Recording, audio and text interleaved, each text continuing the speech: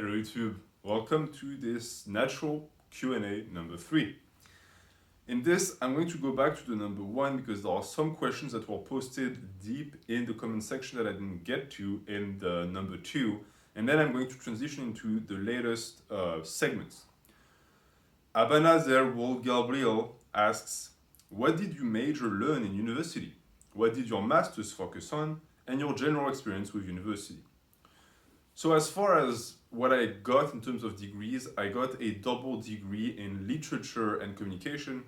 Then I got a master's in a domain that is also related to literature that I'm not going to tell you guys, simply because it would make it too easier to figure out who I am. And the reason for that is the type of master that I did, there's only a few of them where I studied.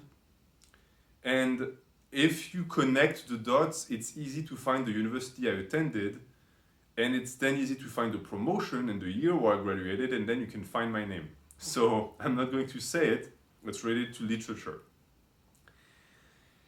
General experience with university, not good, actually. I liked high school much better than I did college.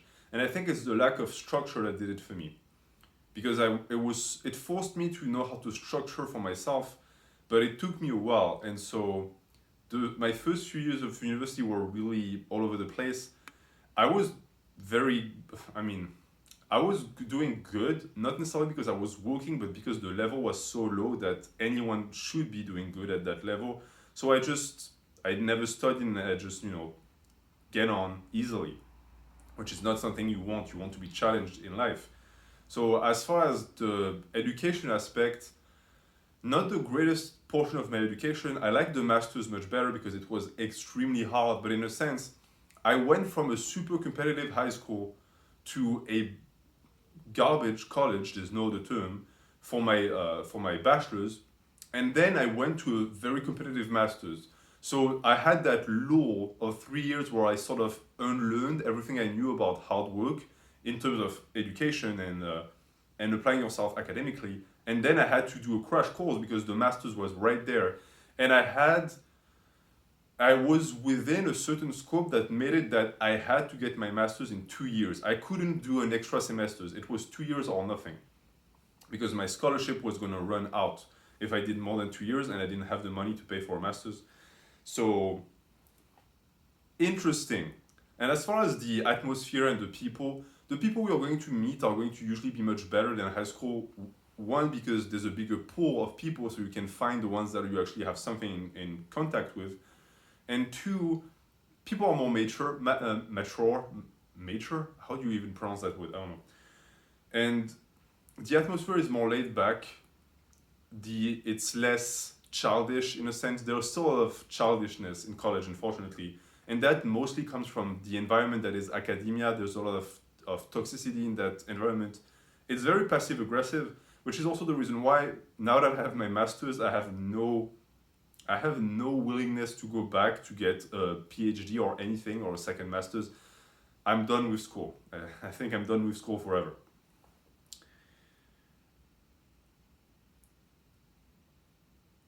Why am I blessed? Asks, bro, can I know your honest review on subliminals, binaural beats, frequencies like testosterone enhancers or myostatin inhibitors or HGH? Did you use them? If yes, please share. I've never used them. But I do think that what you refer to is suggestion. It's mental suggestion, and you don't need to put a tape on the side of your bed that repeats to you, you're the greatest, for it to work. It's something you do to yourself. You're going to repeat to yourself that you're doing good, that you're worth living, that you are going to accomplish great things, and by putting into action those thoughts, they are eventually going to manifest. That's also how manifestation works. It's not a prayer. You're not begging for something. You go out and you get it. For subliminals and binaurals, I don't know. Personally, I don't believe in it. Meaning that for me, the only thing they might do is they're going to unlock something in your mind that they're going to destroy a wall that you created. Now, can they make you grow 5 inches? Can they make your hands grow bigger? I don't think so. And until I see a case of someone providing footage, not just wood evidence, but footage of it happening, I don't believe in it. And anything that is supposed to increase your testosterone, there's only one thing for naturals to increase your testosterone. It's training, modifying the environment so that it's not as toxic anymore, having a pure mindset, and food. The food, the fuel that you put in your body, that's what's gonna work.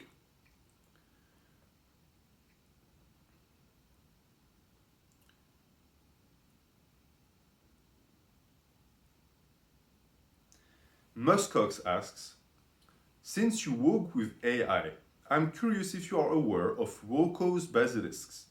I think it's Roscoe. And if you have any thoughts on it. It is as bad as people think it is. And then he says, if you're not aware, I am very aware of this. It's quite well known where I work. And this is an interesting question because I do think that Roscoe's basilisk is a very interesting concept in terms of philosophy, meaning that it's a nice thing to think about because it's going to train your logic. But as far as what it has become, that weird apocalyptic prediction, it's never going to happen. And the reason why it's not going to happen is because there is a massive flaw in the predicament of Roscoe's basilisk. And the predicament is thinking that an entity that is artificial intelligence would have a sense of good or evil. I think that the way the story is presented tends to make the reader believe that this is what happens. In a sense, it's not, because for people who don't know what it is, I'm going to quickly sum it up, but go read it. It's a good read. It's the idea that in the future will exist an artificial intelligence that is going to be so potent that it's going to have dominion over the wood, and that it's going to use its powers to punish the people who refuse to help build it or who try to sabotage its creation for eternity. So it's basically going to turn into a god that will punish the sinners for the rest of times and reward / ignore the people who helped it be put into creation, or the people who actually serve it. And the issue with this is that, one, it would mean that the robot would have integrated some level of self-worth, because why is it punishing you for not creating it? The answer could be because it's going to help further humanity's potential for greatness, and therefore if you want to stop it, then you're trying to be a hindrance for humanity. But that has never been really expressed in Roscoe's basilisk, because the only thing the AI is doing is it's torturing people for the most part, which is the focus of the thing, and it's sort of what got it so much fame, is because it scares people. From what I said before, there's also a big issue. The creation of an AI which is capable of such a dominion over the earth would require a level of technology that we're not even close to yet, and would also require that people work towards creating something so evil. And that's sort of the catch with this, right?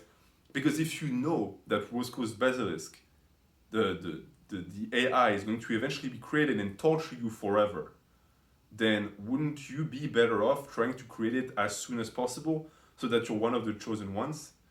But if you do that, you are caught in a paradigm, because your fear of being punished is what created the entity that is going to punish you.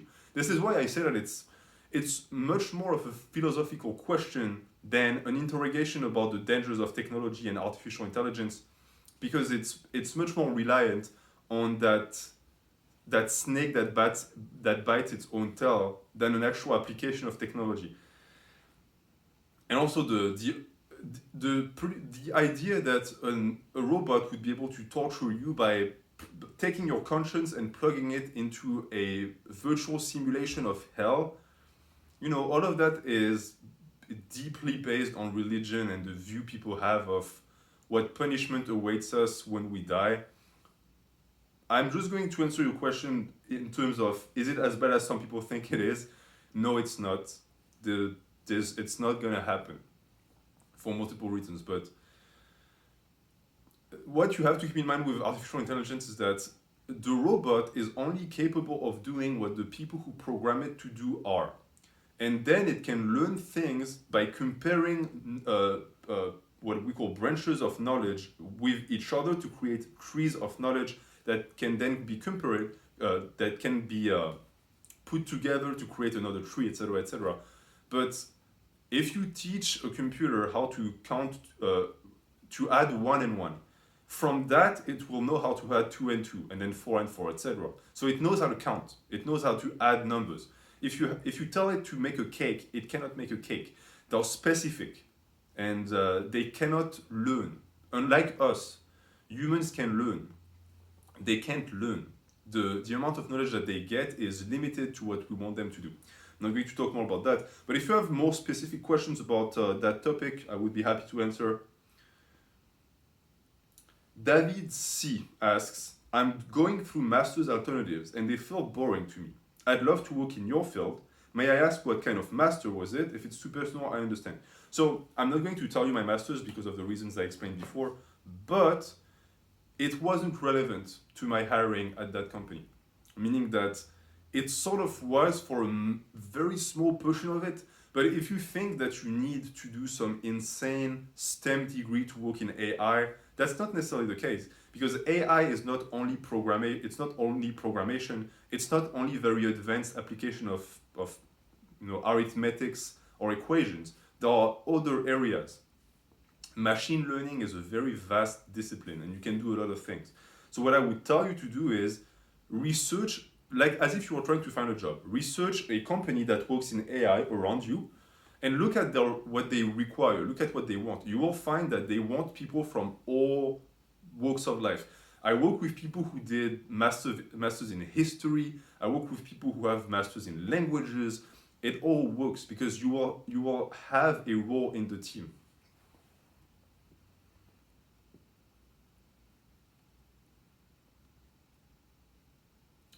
Charlie asks, do you think serious lifters struggle more than others to create and maintain a social life? So first we need to define what serious means, because some people who train 2 hours a week would define themselves as serious lifters. And I do think that there is a transition where at some point, it can be subjective, but there is a specific number of hours that you put in the gym that includes you in that serious lifter club. And to me, it's going to be something like maybe 8 to 10 hours, you're starting to be a serious lifter. Because if you think about it, I mean, you train 4 hours, great, but 4 hours within the week, it represents almost nothing. It needs to be something that has to take the place of something else. And usually it's going to take the place of hobbies or social interactions. And I do think that it's a real struggle because most people won't understand that. Your friends won't understand that. Your significant other might not understand that. If you tell someone, I can't go drinking tonight because tomorrow I have a big bench day, they're going to think you're crazy. If you tell someone, I can't hang out with you, I have to go home because I have deadlifts, they're going to think you're crazy. Unfortunately, there's nothing around it unless we suddenly start living in a world where everyone lives, so everyone will get it. But even then, I think we wouldn't be happy with it because it would make us less special and it would make the discipline less special. I personally, on one hand, wished that everyone did it for their health and mental well-being. But on the other hand, I like that little niche community that we have. It feels like a family. And then you also have to think about the definition of social life. For some people, I know people for whom a social life is hanging out 2 hours a day with someone.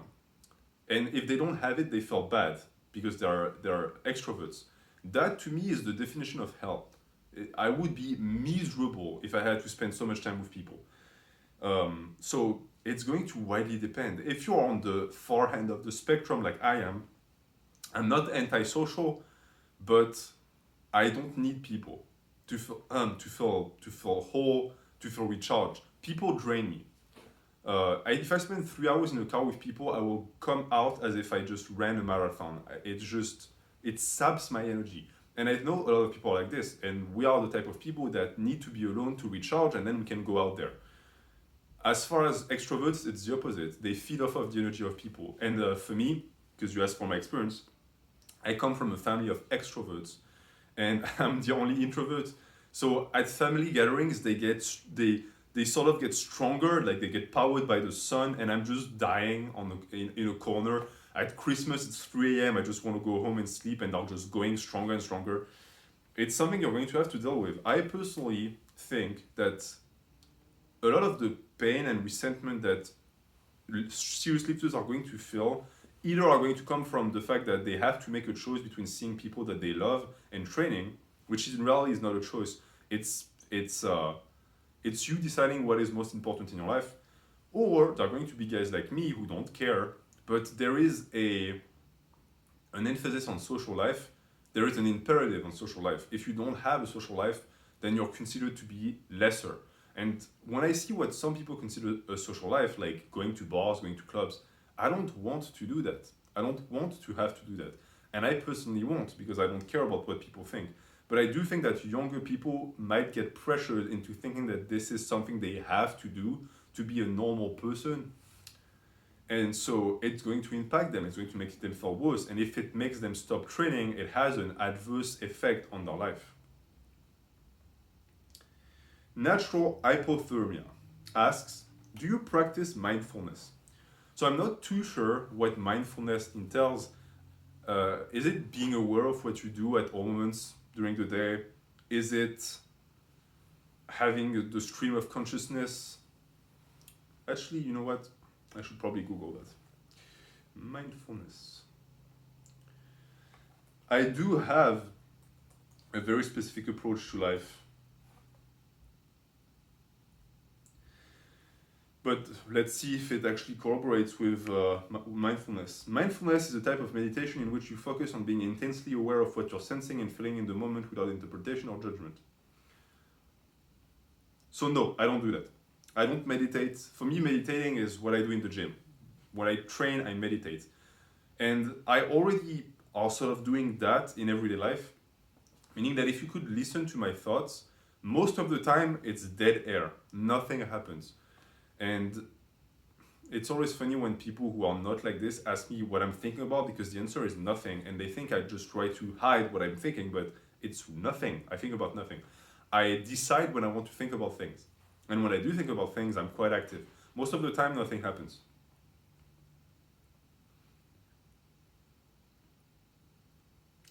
Lifting IQ asks, you mentioned that you like to be in control of your content.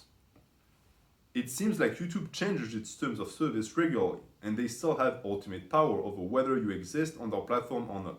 Would you ever consider starting a website or moving off of YouTube at some point, especially once the community grows more? So the YouTube question is interesting. I think it's important that people get what I'm doing, why I'm doing it, the way I'm doing it. I will not monetize the channel. I will never monetize the channel. There are two reasons for that. One, because from a financial perspective, the amount of money you make from ads on YouTube is ridiculously low. You need to make millions and millions and millions of views every month to make money off of it. So pragmatically, I'm just not going to be asked to do that, because why would I monetize and go through all of the trouble for $20? I make $20 in 20 minutes. There's no point. And besides that, I also don't like what monetization entails, because one, it leaves me open for content claims and all of that stuff that just doesn't exist when I don't monetize, because anyone can take the money from my videos. I don't care. It also is a better experience, I find, that you don't have to watch ads to watch the videos. I personally don't like ads. I hate ads. I went on YouTube to avoid them because TV has a ton of them. And as far as that goes, it's also a question for me of not being hooked or not being dependent, meaning that this is my channel. What is the most important thing about this channel for me is the community. It's you guys. It's what we've created. The channel in itself, I don't care about it. If it gets deleted, I'll create a new one. You'll find it and we'll start again. But I don't want to have to make videos, because if something becomes a job, then I lose pleasure and I'm gone. I will fall out of love and I'll just be done with the channel. I don't want that to happen. I have so much to tell you guys. And I also don't want to be subservient to anyone. I hate the logic of people coming to a channel and saying, you have to make that video because you make money off of it. So you're supposed to do what we say. No, I will do everything I want, whenever I want. I will not be subjected to anyone's will. It's my life, right? It's my channel. I will make the vids I want. If you're not happy, leave. And that's also the important point. By not monetizing the channel, I allow myself to not care about the views, not care about the subscribers, not care about the metrics. I don't care. I make the videos I want. If they make 80 views, fine. If they make 90 million views, fine. It doesn't change my life. It has no impact on my life. All I want is to touch as many people as possible, but if it doesn't, it doesn't. That's it. So that's very important to me. That's why I stick to my guns when it comes to that, and I don't want sponsorships or things like this either. And as far as YouTube flip-flopping, they've always flip-flopped. You never know.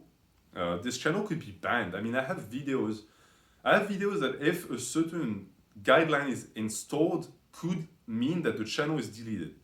I have no control over that. But as far as quitting a website, I don't know yet. I'm not sure. We'll see. Let's say we'll see.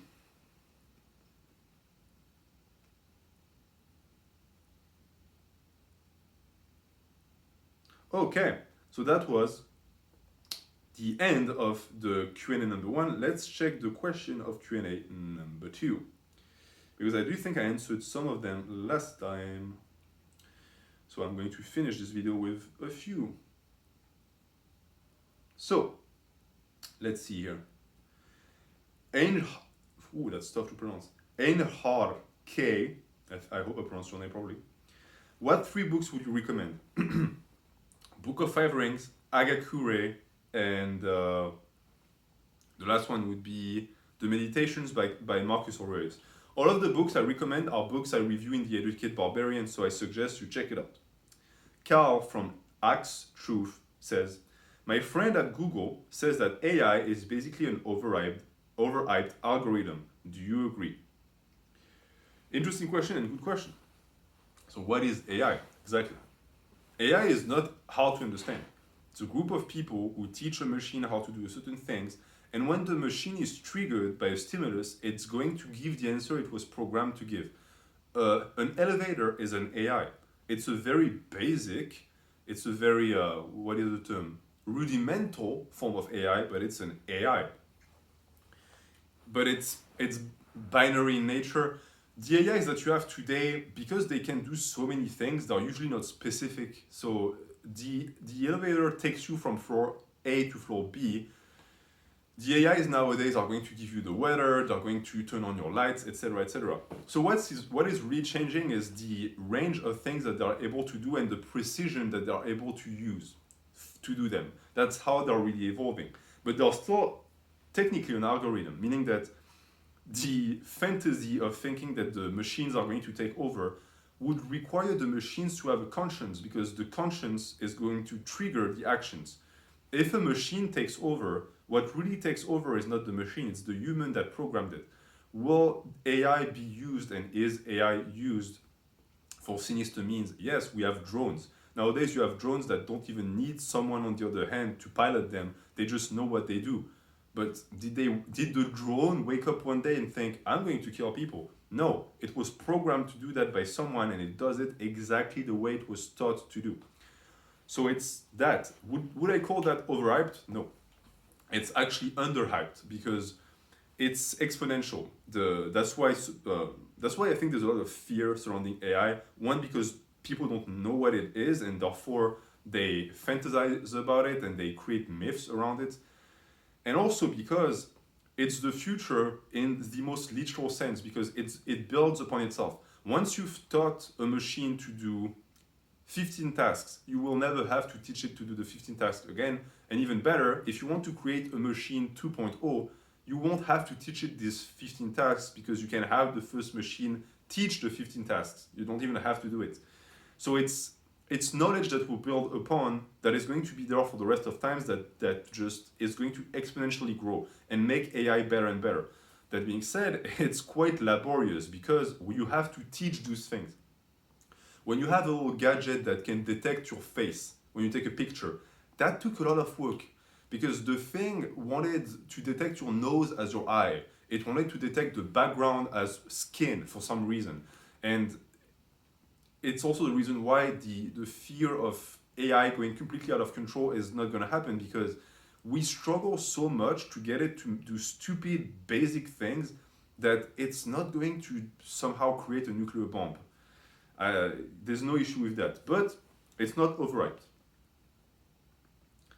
And I'm going to end with MB. You know what? Because MB is my boy. Literally, MB. Thoughts on dying alone after living a polyamorous playboy lifestyle. It's frowned upon generally to never settle down, marriage, cohabitation. But what's your take? So this is going to be my take. Okay, it's how I live my life. It's the experience that I've had. I'm not saying everyone needs to do that. I am a judgmental prick, but not to the point where I'm going to force people to do things my way. So, let's talk about dying alone first. This is not something you want. I've seen people die alone. No one wants to die alone. We like the lone soul wolf, stereotype. Usually it's males and it's supposed to be badass. I've never seen it in reality. People always cry when death approaches. They always want people around them, and that's natural, that's human life. So any path of life that's going to lead you to dying alone, I would avoid at all costs. This is also why immortality is overrated. And as far as a polyamorous lifestyle goes, what you're describing here is not a polyamorous lifestyle because polyamory, or at least from what I understand, exists within the couple, meaning that it's something that both partners practice. What you're describing is being a bachelor. It's just having casual sex until you die. So you're being a playboy. I think that it's deeply ingrained in men to want that. It's going to be especially true in its expression in your teens and 20s because that's when you're starting to experience love and romanticism and sex. And that's when you're going to be the most avid consumer of that.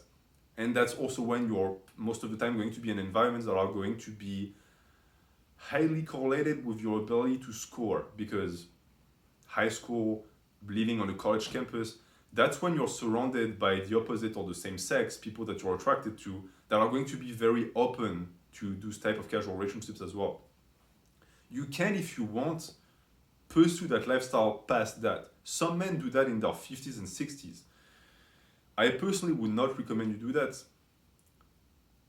because I've seen what it does.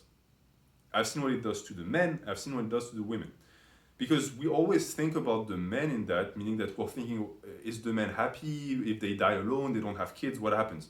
I would implore you to think about the women or the men, if the man is gay, that are going to be left in the wake of such a behavior. Because, and I'm just going to speak about it from an heterosexual perspective because it's what's going to talk to most people on this channel.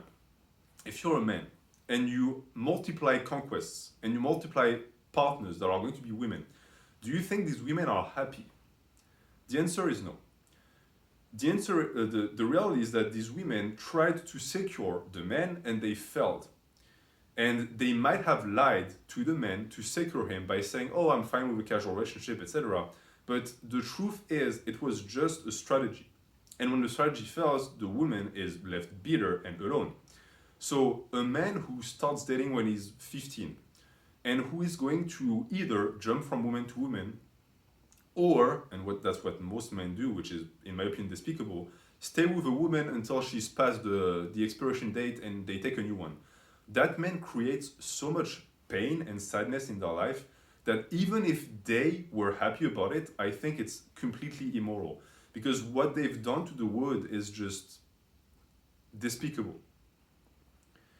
And you also have to compare the two possibilities of lying to women and saying, oh, I will be there forever, and then within 5 years you bounce, or not lying and saying, I don't date, I will just use you.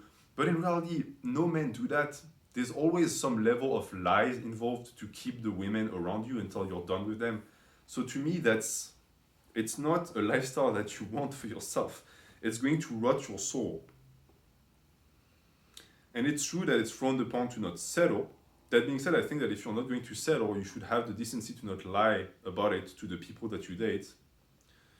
And there's a reason why it's frowned upon too, is because we're humans and our goal on this earth, sadly, is still to reproduce. You can say what you want about finding a bigger meaning. The bigger meaning is you pass on your DNA. That's the bigger meaning. And then there are things that are going to be more lyrical about it, love, the attachment to your family. But deep down, that's what we are. You're trying to pass your genes. And when you fail at that, from a biological standpoint, you failed at life. And it's easy to see why we created marriage as that golden standard, because it's basically a way to sugarcoat what we're trying to do so that we don't look like animals.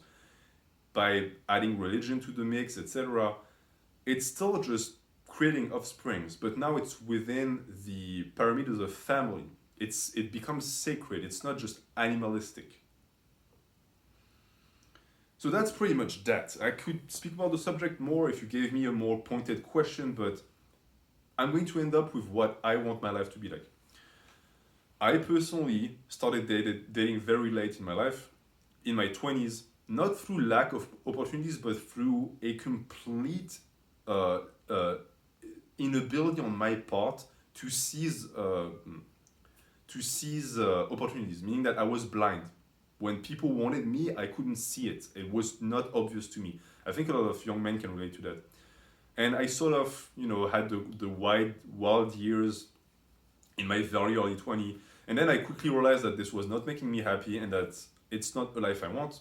So I settled, quote unquote. And now I'm on the path for a life of monogamy and I'm very happy with it. And to me, even though I will always be a man and the demons of polyamory, as you described, are always there, that's what makes you a man and not a male, in my opinion. It's the ability to repress those feelings and those urges. You're not some baboon that cannot resist itself and is just going to act everything it feels a little bit aroused. You're supposed to control yourself. And that to me is a deeper level of mastery that all men should strive towards and attain early on in your 20s. And I think that the men who never do tend to have the lifestyle that you described, where they never settle down.